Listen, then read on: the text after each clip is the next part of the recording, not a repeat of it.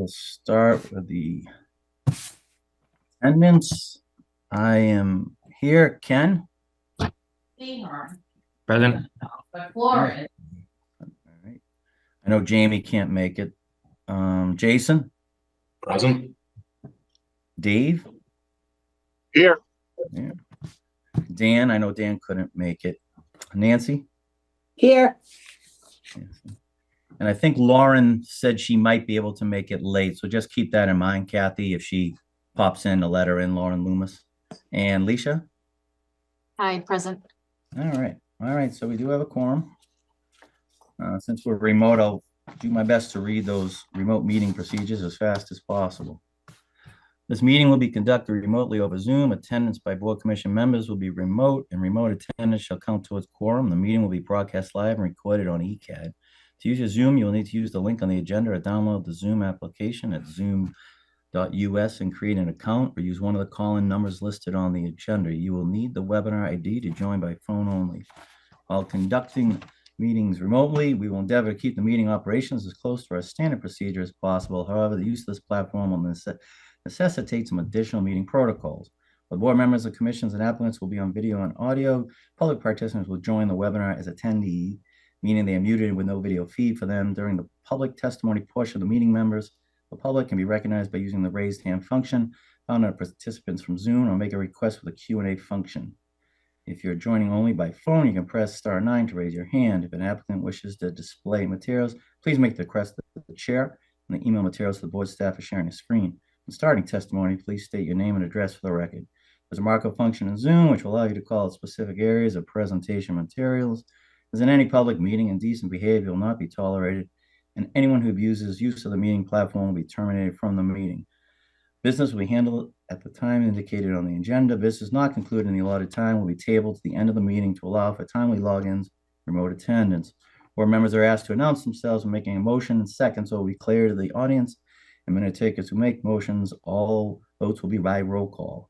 When all business indicated on the agenda has been completed, the members will vote to adjourn the meetings, signaling the end of the meeting and termination of the ECAB broadcast. All participants will be disconnected from the webinar at that time. Kathy, do you see anyone else, any members of the public on here yet? You just wanted to chime in? No, no one else. Okay, if there are, just let us know. All right, so first order of business is to approve the meeting minutes. Hopefully everyone got those. That's from the August 1st meeting. We did that hybrid. Anyone have any questions or concerns about those minutes? All right. Hearing none, do we have a motion to accept the meeting minutes?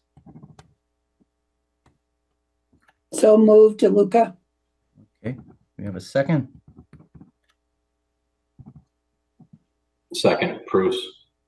All right. Bruce. All right, we'll do a roll call vote. I am a yes. Ken? Yes. All right. Jason? Yes. And for voting, let me see, and Nancy? Yes. All right. So the minutes are approved. So why don't we scroll down and maybe just talk real briefly about the early elementary school project. I know it's pretty much done, but I didn't know, Walter, if you want to chime in, or Alicia want to chime in. Yeah, absolutely. I know it was the open house.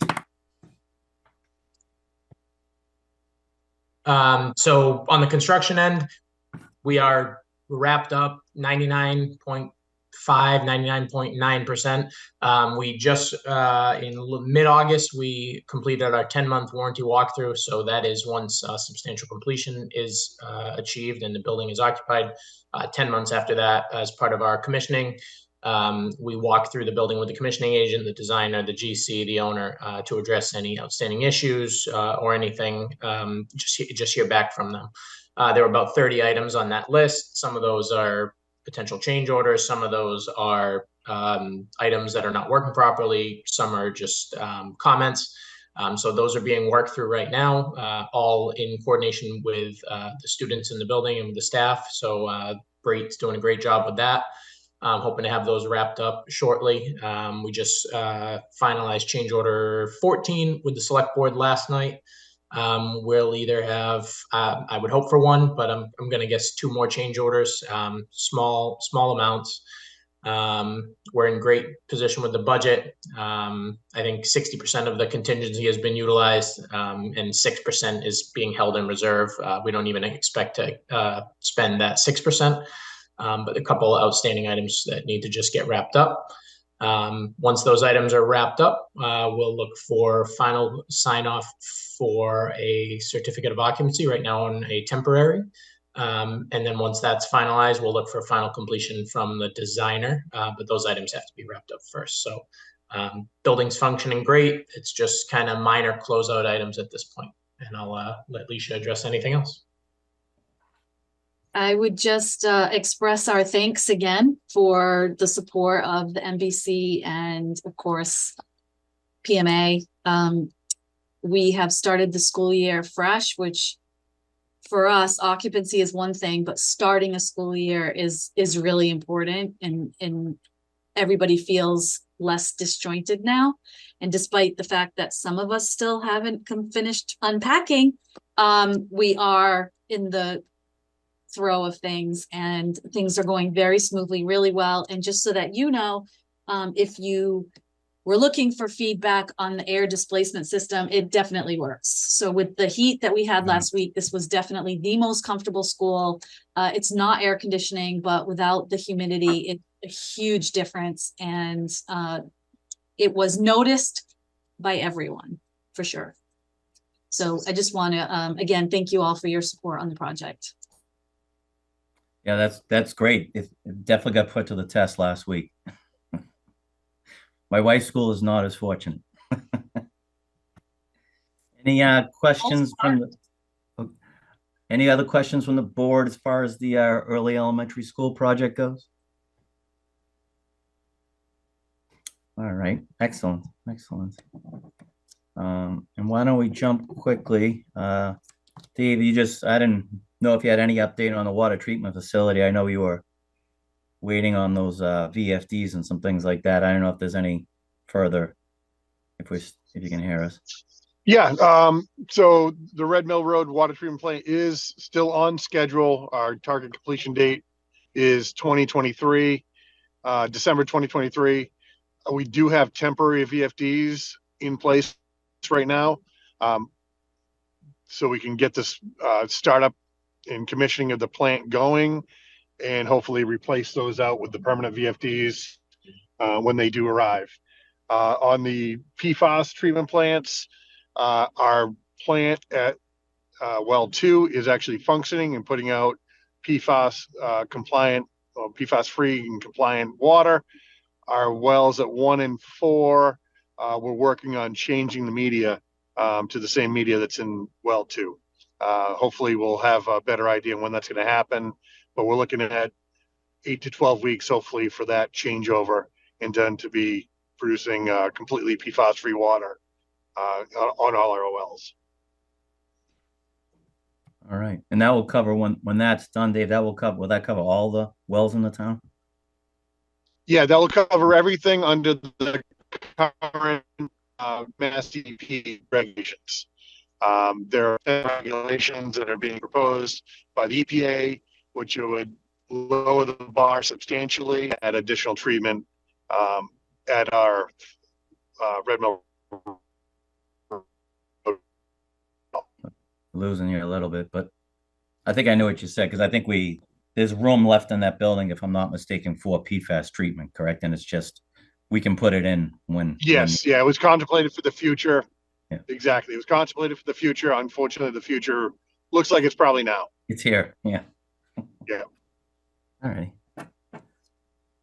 All right. Anyone have any questions or comments about the treatment facility?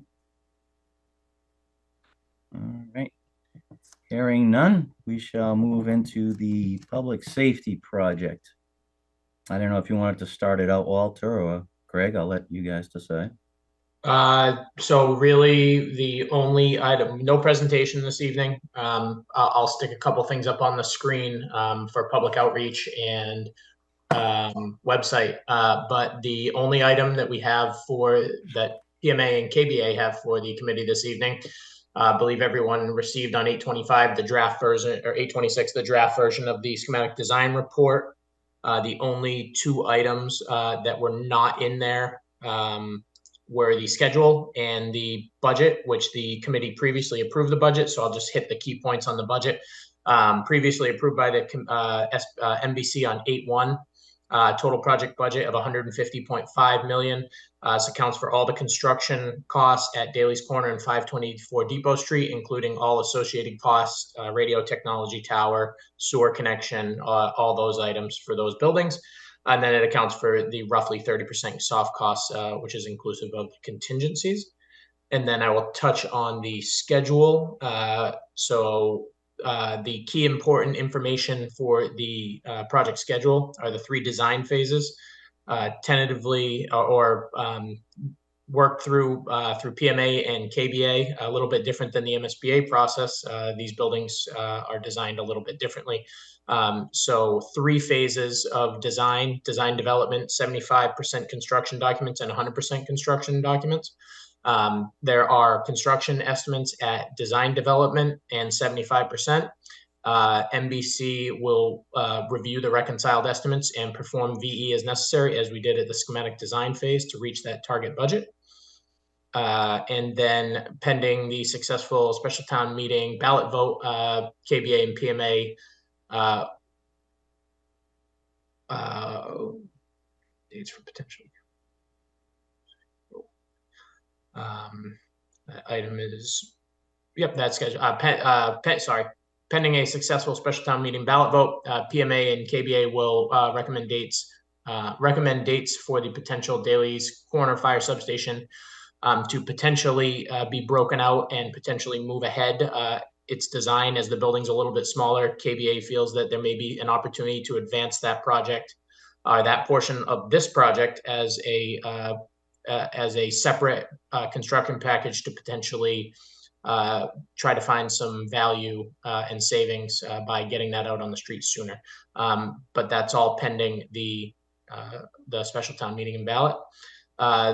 Other key dates in there, 524 Depot Street is tentatively looking at a break ground in early 2025, and buildings to be complete in late 2026, ready for occupancy in very early 2027. So that's the key schedule information. And then I did want to turn it over, I think first to Greg, if he has anything to add for the schematic design report, and then back to Andy for the committee's comments.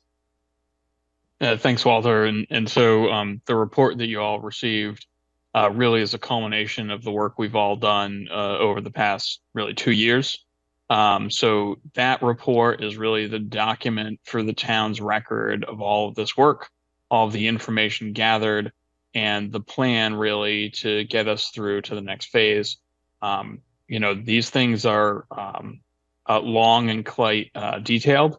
So we try to present all of that information in a more digestible form that you've seen through our presentations over the course of time, so that you're not just given at the end a document that you have to read 3,000 pages or however many we got to.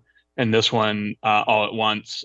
Really, this is the formal documentation of all the work we've done, and it's a good document for us to go back to make sure that we're living up to the decisions we made early on as we go through the project, should it be approved at town meeting and town vote. So that's really the key part of this. It documents everything and puts it into a kind of condensed form, so you don't have to go running through 30 different presentations to find some information. That said, I know PMA has done a fairly extensive review on it. We have one comment about how to spell Daly's Corner. We'll work through that with the town. There's a number of options available, so we're trying to figure that out. But other than that, I don't know, Walter, if you guys have had any other comments at this time. Nope. And then Andy, I would turn it back to you. Just open it up for questions, comments, any revisions requested through the board. Yeah, I just want one question. We'll have the power of positive thinking here. As we move forward, let's say into a design phase, just so everyone has an idea, how often would you see the MBC meeting? Is this like every 2 weeks? I think that's what the school was. Was it every 2 weeks you folks were meeting for the school, or was it once a month? I didn't know. Once a month for the school, but Greg, Okay. go ahead. Yeah, I'd say fairly similar once a month to check in. Sometimes, particularly early on, if you remember early on in the feasibility study timeframe, they're really short meetings. There's sometimes not a ton to talk about. The same thing would happen as we ramp up into design development. We have to get a little run out room to have something to talk about. That said, monthly is a good thing to put on the calendar, I'd say. Um, as always, if there's no topic to talk about, a meeting can always be canceled, but it's much harder to schedule a meeting than it is to cancel a meeting. So monthly is really what we're looking at. We're looking at 12 months of design, so it's really 12 meetings to get $117 million worth of buildings designed. So there may be a time that we have to have a special one for an approval or something like that if we get into a more complicated value management position where we're really trying to fine tune the budget and things like that. That might call for an extra meeting, but really 12 meetings, over the course of time should get us to where we need to be for biddable documents. All right, excellent. Well, I'll open it up. Maybe we'll just kind of go around the horn here. Ken, did you have any questions or comments about the schematic design No. reports? No, You good? I'm good. All right. How about you, Jason? Anything you saw in there? No, nothing further. All right. Dave? No, I'm good. Thank you. All right. Yeah. Dan's not here. Nancy, anything you want to question? Or- Nope, nope, all set, thank you. All righty. And how about Leisha? Anything from your end? No, thanks. All right. I do have some questions. So, Sure. so as far as in the report, all three options for HVAC will be in the report, even though I believe we voted on three. They're all just going to be in the report. Is that the plan? Yeah, so we laid out the three. The committee has selected an option to proceed with. We lay out those three. Part of Mass General Law requires us to do that life cycle cost analysis study comparing three systems. So that is essentially your way of showing that we've complied with the law. To look at different options to make sure we've vetted through not only the upfront cost, but the long-term operating costs and energy costs for three options of systems, and making sure that we've done our due diligence to inform the community of their options, and allowing you to make an informed decision instead of just an engineer walking in and recommending one system without kind of telling you what else is available. So they stay in the report, so it's clear that we've done that. The life cycle cost analysis is there, and I think the building committee's vote stands on its own as a selection, and that's how the design would proceed. Should the project be approved. Well, that makes perfect sense.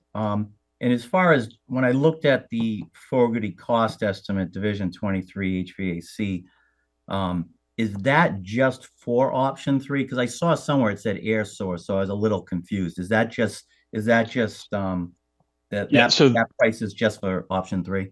So a good point, Andy. So in the cost estimates, there is a base estimate, and then there is an alternate to go. In this case, it ends up going up and down. So an air source heat pump ends up going down a little bit in initial cost. The geothermal ends up going up in initial cost. That stuff, for probably clarity for the committee, is kind of worked out on the budget summary or the construction cost summary that PMA worked out. So those two costs between the estimators are done the same way. They come up with slightly different numbers, but those are averaged into the number that ends up being the total project budget and the total construction budget. So when we compiled the total construction budget of 150.5 million, it includes the option that the committee selected. Okay, no, that makes sense. I just figured when I read through it, I saw a couple No, of different things. it's a good question. That it can be somewhat confusing sorting through all the ways people call things in the estimate. So yeah, good point. All right. The other question I just had, because I saw all the buildings will have lighting control systems. And I know, and maybe Lisa, you could chime in. Was that kind of one of the issues in the other buildings? So I just, not that you're writing a hard spec or anything now. I just wanted to hear comments on that system as we move forward with these buildings. Sure. I mean, lighting controls are always an issue. And I'd say in the past 3 years have been one of the things that has struggled the most through the pandemic and related supply chain issues. During the course of the pandemic, a number of lighting controls manufacturers were acquired by other manufacturers, and then subsequently lines discontinued, which has kind of thrown an already somewhat messy market into a little bit of disarray. That being said, I think the engineer on our project here is the same engineer from the school. The electrical engineers are excellent and know kind of what's going on with that lighting control system, and would look to take lessons learned from there and apply them here. That said, these are somewhat different buildings with somewhat different uses, so there's probably going to be some stuff that's perhaps unrelated to the issues or challenges that you're facing, Leisha. So I think it's a little bit different animal based on the kind of use of spaces and things like that. But certainly, if there are things that are not going as well as you'd like them to, having a list of that would certainly be incorporated. As you're all aware, we are in Massachusetts. We are subject to public procurement law. We are required, without a vote for proprietary items, to accept at least 3 alternates in our specifications. Even if we vote proprietarily to do a specific lighting control system, another vendor could come in and claim that they are equal, and we would have to evaluate that. It's fairly complex, and I would say perhaps not in the best interest of the community unless there were some outside factors. For instance, if all of your buildings were on the same lighting control system, there would be a good reason to go proprietary.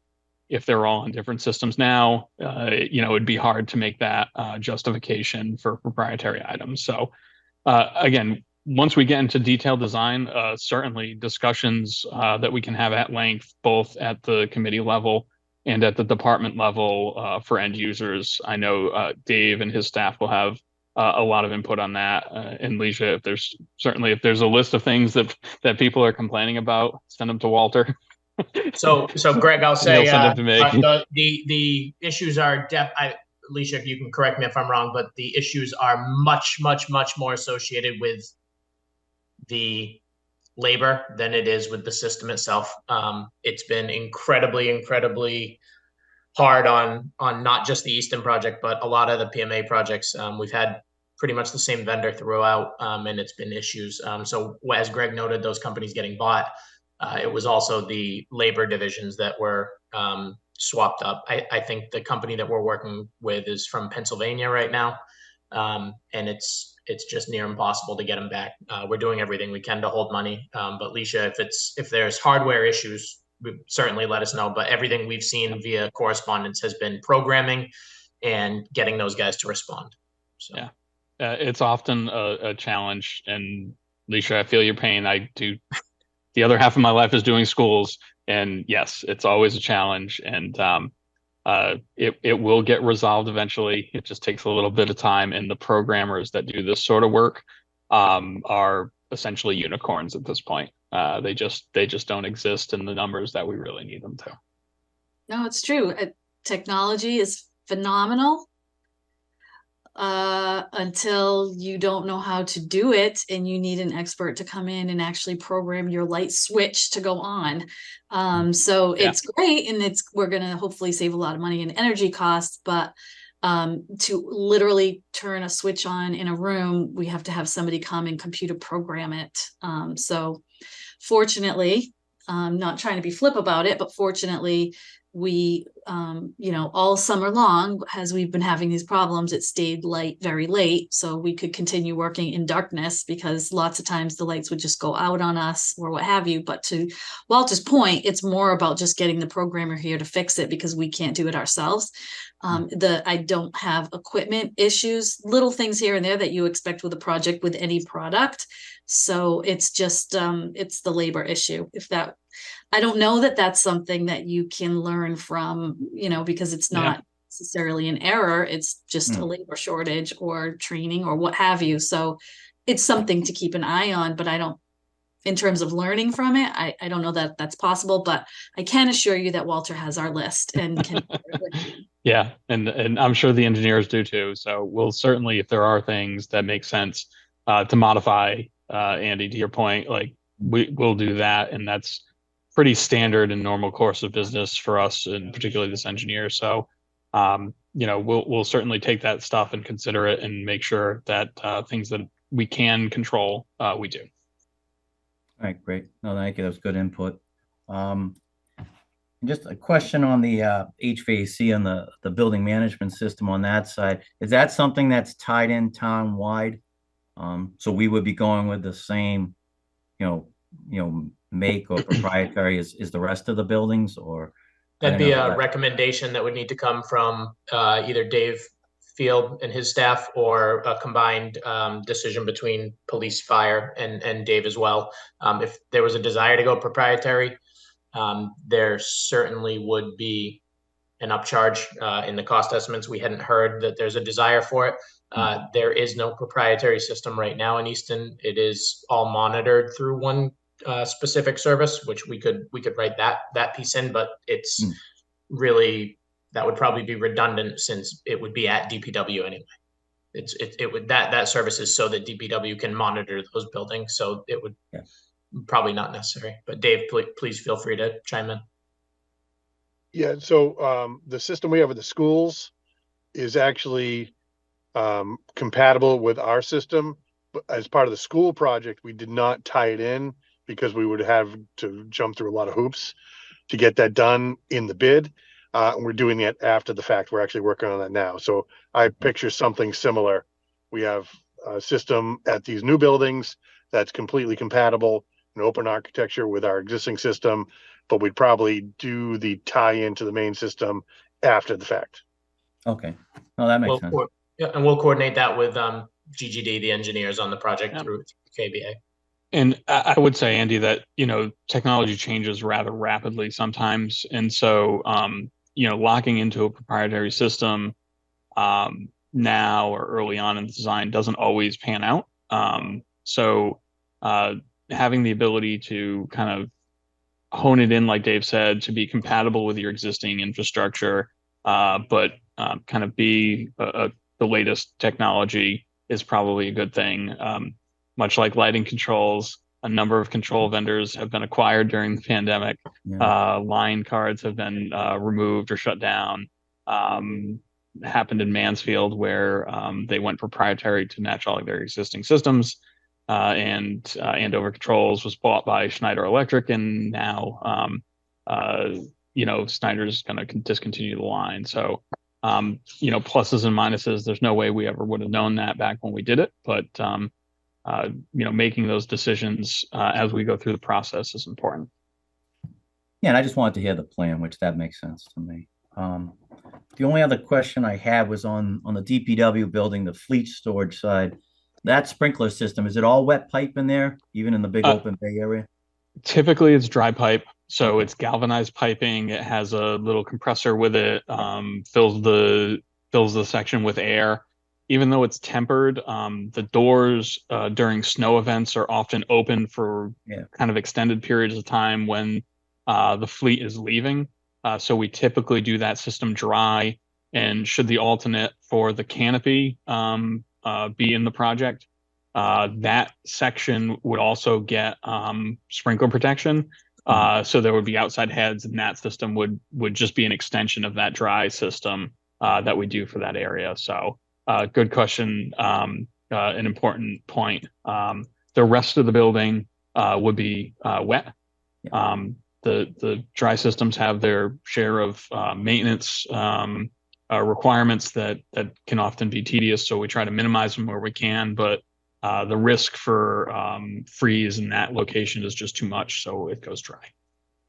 Yeah, I didn't see any mention of a dry pipe. That's why I brought up the question. And You know, that's fair exactly what I point. thought. You open up those big doors and you're going to have big problems. Yeah, it's a fairly standard thing. We probably didn't mention it just because it's kind of not overly important, but yes, in I would say in the apparatus bay we stay wet, just because the closure is quick enough and we retain the heat long enough for there. Okay. And just more out of curiosity, because I know as far as the fleet storage size of this project, how does that compare to Mansfield? Is this smaller? Yours is, I'd say, fairly significantly larger, and that's because you're storing water department or water division. Mansfield does not take their water division vehicles into the public works building. They have their own separate, very large facility on that same campus, but was Yes, I built remember. separately. Yeah. So that makes Right. a pretty significant difference. I would say your fleet is slightly bigger on the public works side because you just have more area to cover and more stuff. Mansfield doesn't have a tree division, Dave. They do have grounds, but they don't do trees. Where Easton has trees, so there's some some of the fleet that Mansfield just doesn't have. So that's what's driving the size slightly bigger than Mansfield. Yeah, I was just curious, to be honest with you. Yeah, no, it's a good point, but they have that other building that kind of gets forgotten about right on campus that houses all their water department, their water division, and that's really what a lot of the difference is. Okay, no, that makes sense. All right, I think those are my questions. Anyone, based on that, anyone have any further questions or comments about the schematic design report? Okay, I don't hear any, so I think we will make, if someone wants to make a motion to accept the schematic design report as presented, do we have a motion for that? So moved, Carlson. Carlson, we have a second? Second, Bruce. All right, we'll do a roll call vote. I am yes. Ken? Yes. All right, Jason Yes. and Nancy. Yes. All right, so that is approved. All right, well, thank you for all Thank that you all. information and answering those questions. The only other thing I was going to bring up, and if Walter, Greg, if you have to hit the road, that's fine. We're just going to talk about. Yeah, Go I wanted to, I know the other item you have to do. I just wanted to touch base. I'll share my screen really quickly. On community outreach. So I wanted to give the Municipal Building Committee an update. We have ramped up the community outreach. Again, project website is live, so any information you'd like to see there, or if you don't see it, if you don't know about it, you can find it there. But we started on Sunday evening at the Temple on Depot Street. I'm sorry, not on Depot Street. No, that's correct. Yep, Depot Street. Yep. Had a great turnout, 20 people. Went through about 2 hours worth of presentation and Q&A. We had select board meeting last night. This Thursday, if anyone would like to attend and see these buildings and the conditions that they are in from 50, 60, 70 years of use and add-ons and site constraints. Public building tour at DPW at 130 Center Street, followed by a tour that's 6:30 p.m. on Thursday evening. Sunday afternoon, we'll have a project table set up at the Easton Cultural District end of summer concert series. That is 11 to 3 p.m., I believe. On 9/20, we plan to have our community outreach presentation at the Finance Committee. We also plan to have a project team table at the Fire Open House on 9:30, which is a Saturday. I'm sorry, I don't have the time in there. I think it's 11. Is it 11 to 1, Greg or Dave, if you guys know? I'll get the time on there. And then at the NRT Festival, October 1st, we'll also have a project table, and then public building tour and community forum of the police and fire at 4648 Lothrop Street. So police and fire headquarters or fire station and station 1. Those are our outreach right now. If these dates don't work, please contact the Easton PSW at PMA Consultants email. You can reach out to anyone on the NBC. You can reach out to anyone at the town hall. And then we'll run through just to let everyone know, local funding approval. This project will either move forward or not move forward pending local funding.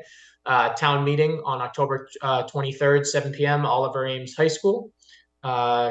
Which is contingent upon the debt exclusion election on November 4th, 2023, 10 a.m. to 4 p.m. voting at the Oliver Ames High School auditorium. There will be a vote by mail option that will further be, information will be available at the 9/26 select board meeting. Just a quick outline pending a successful approval. Kind of touched on this in the schedule. Year of design, bidding, contract review and award, construction groundbreaking, and construction completion late 2026. Again, the website is up. We have frequently asked questions on there. As we are getting these questions, we are including them and updating them. If you can't go to the meeting, there's the videos that are up there. If you can't, if you don't feel like watching those, you feel like reaching out to the project team, there's a contact us page on the website. There's also a Facebook page where we're doing postings on information on the project. You can follow that page. You can call the town administrator's office at 508-230-0510. And if you want any of the information by mail, they're more than happy to get that to you or whatever you need. I think that was everything. Connor, I stole your thank you slide. So thank you. I was going to ask Connor if you wanted to chime in about the outreach component of it, Connor. Well, we have a whole lot of meetings and forums coming up. You know, we're borrowing heavily from the schools from 4 years ago. Walter covered most of what's happening in September. We'll have a variety of more things planned in October as well before the October 23rd special town meeting.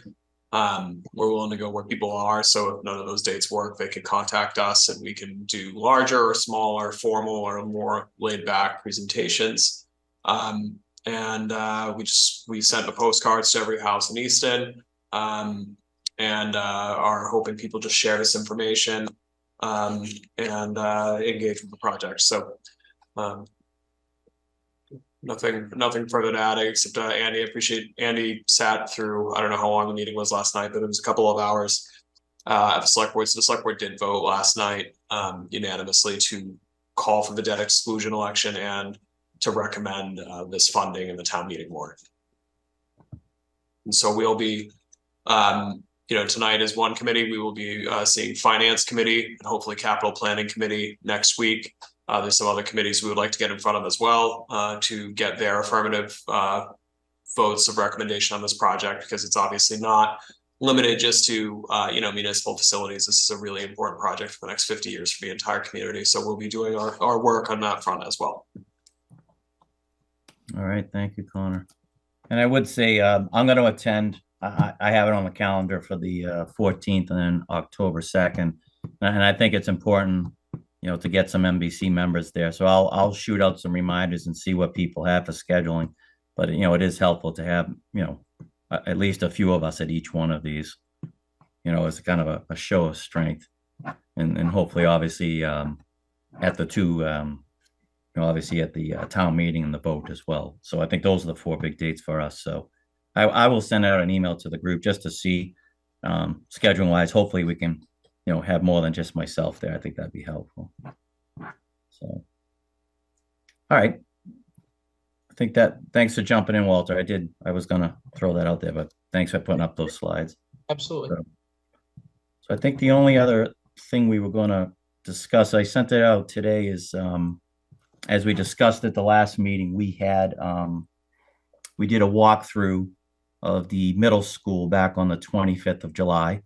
And Dave Twombly and Dave Field were kind enough to come along with a couple other folks, and a few of us went, and it was an excellent tour. I would say, in general, that the school is in great condition, and so I basically kind of put together a building conditions assessment. I figured we would use that as basically a template moving forward. As you know, part of our charge is we're supposed to inspect every building every 5 years and make recommendations, whether it be to Dave Field or Alicia and Dave Twombly about, maintenance or capital improvements. So did everyone get a chance to take a peek at that? And basically, especially the recommendations. So I didn't know if anyone wanted to chime in and ask any questions about that.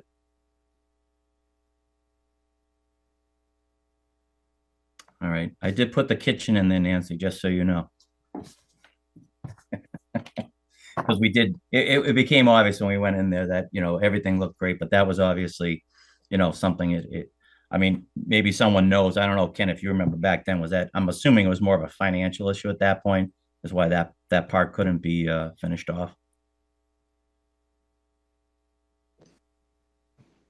Yeah, at the time, with the high school and the middle school being done, actually there was kind of a scurry, and that's when the naming rights thing came about, and people were naming rooms and buildings, not buildings, rooms and places in the high school. And that was like, so we could pay for furniture or whatever. So it did. It was one of those things. But the middle school is very nice now, and just the kitchen. Well, yeah, a lot of things were value engineered out of it. The size of the cafeteria, the band space, different things. But I did ask David Twombly to share the report with the principal too. So he did. I believe he did that. Oh, good. And was there anything, Leisha, on your end? I mean, I think the biggest thing would be the kitchen. The other things we mentioned, more like energy efficiency type of things. I don't know if there's any other big projects that you saw, or maybe the school committee would see for the school in the next 5 to 10 years. No, not immediately. We have been cycling through replacing the RTUs at both EMS and actually RO also and OA. We've been doing that, so that's already part of our capital plan. In terms of the boilers, which was the other energy efficiency, we don't have that on our 5-year plan right now, but it's good to consider it proactively, because it becomes reactive, if it doesn't get done proactively. So. And I just think it will help moving forward, as we do these reports and we have these things, when you go in front of the town, you can say, this isn't something we thought of yesterday. Absolutely. Yeah. Yeah. So I think a better person to ask, honestly, is the principal. So I did forward it just to make sure he didn't have anything. And I just did it today. So I don't know if he has anything to add, but I know this is a function of this committee and you're not necessarily looking for his input, but to your question, if he has anything, I'll definitely forward it to you. Yeah, and I thought about that, Lisa. That was probably a mistake on my end, that we probably should have had the principal with us. I didn't think of it at the time, but would you say going forward, if we do another school, we probably would want the principal there? Would that make sense? Yeah, no problem. Yeah, just on the walkthrough, Sure. Yeah, or head maintenance or something, in the case of a new principal, or we'll do whatever you need. Yeah, that makes sense. All right, so pending it, I guess we'll get any feedback from the principal. Andy, excuse me. Okay. Yep. So on the agenda, it says discuss and vote to recommend project at special town meeting. Are we supposed to vote on that? Oh, I'm glad you're here. So I didn't want to seem self-serving, but I figured out about the discussion, and I appreciate that, Nancy. Thank goodness I have other people here. Yes. It takes a village, Andy. Yes. Why don't we circle back to that right now? So we did want to, even though we had done a letter of a recommendation letter, it just makes sense, I think, for the committee to have a formal vote that we recommend this, project for the town meeting. So why don't we just, someone make a motion to make that recommendation, there will be on, I think, Connor, that would be in the warrant, right? Yes. Okay. So do we have a motion to make the recommendation for the public safety DPW project at the town meeting? So moved, DeLuca. Luca? All right. Second, Carlson. Second, Carlson. All right, so we'll do a roll call vote. I am yes. Ken? Yes. Jason? Yes. Right, and Nancy? Yes. Okay. Thank you for bringing that up. Thank you all. Thank you, Nancy. All right, and why don't we just circle back at the end? I just wanted to see if someone wants to make a motion to accept that report on that walkthrough, and we'll make it pending any comments, Alicia, that the principal may have, that we may incorporate those. We'll just leave that one out there. So we have a motion to accept that report. Carlson, so moved. Okay, and do we have a second? Cruz, second. Cruz, second. All right, and we'll do a roll call vote. I'm a yes. Ken? Yes. Jason? Yes. And Nancy? Yes. Okay. And like I said, I think we'll use that as a template going forward on the other ones. Because I know we got a little behind there. We did a lot, as Ken probably remembers, in 2019. We hit a lot of buildings in 2019 right before we started the public safety. I think we hit all the fire stations, DPW. So we're getting back on track there. Do you think maybe Walter or Connor, from your perspective, does it make sense to try to meet in October at some point, or does it make more sense to wait till both of those, the meeting and the vote happens? I didn't know if anyone had any thoughts. So, I guess Walter and Greg, from a programming and design perspective, we're done, right? Yeah, we're not going to have anything updated for the committee. So it's really, it's just a question of education, and then voters are going to decide. So more than happy to stop back in, but Andy, at least I'm starting to see a lot of you in the next couple months. I hope we see some of the other NBC members.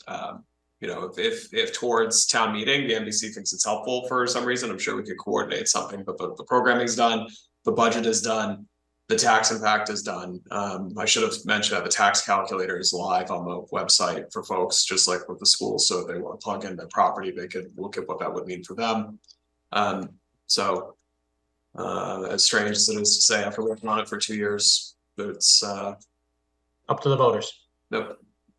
All right, so we will hold off on. I'm not going to I will not put a date on the books just yet. But again, putting our power positive thinking hats on, we will probably plan for something in November. What was the date of the actual vote? Is at the very beginning of November, right, Connor? Is that Yeah, right? so the town meeting is Monday, October 23rd at 7 p.m. at All Williams High School, and the debt exclusion is Saturday, November 4th from 10 to 4 p.m. at OA. Yeah, so we'd be looking, if based on that, we'll look at something maybe in mid-November, something like that, to see where we landed. All right, anyone else? I'm gonna look through the agenda one more time, make sure I didn't miss anything. I think we hit everything else. Anyone have any other new business? Are we good? All right, does someone want to make a motion to adjourn? So moved, DeLuca. Luca, do we have a second? Second, Cruz. All right, we'll go with Jason. All right. I am a yes. Ken? Yes. All right. Jason? Yes. And Nancy? Yes. All right. So I will shoot an email out to all the members of the MBC with those dates, because obviously I think we want to try to get people, especially at those open houses. I think that would be helpful. And we're adjourned. Thank you for your time, everyone. Thank you. Night. Thank Thank you all. Thank you. Well, All right. Bye-bye.